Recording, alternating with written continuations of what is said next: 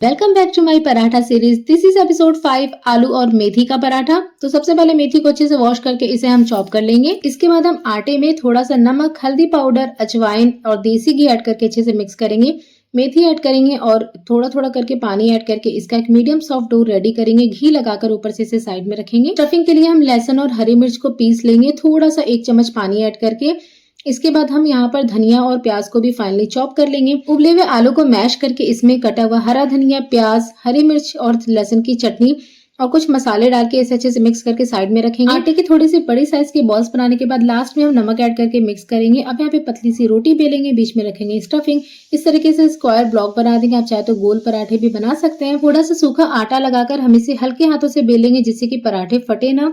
और अब इसे गर्म तवे पे दोनों तरफ से घी या फिर ऑयल लगाते हुए सेक लेंगे। तो हमारी गर्मा गर्म मेथी आलू के पराठे बनके रेडी हैं। इसे दही या चटनी के साथ सर्व करें और मुझे फॉलो करना ना भूलें।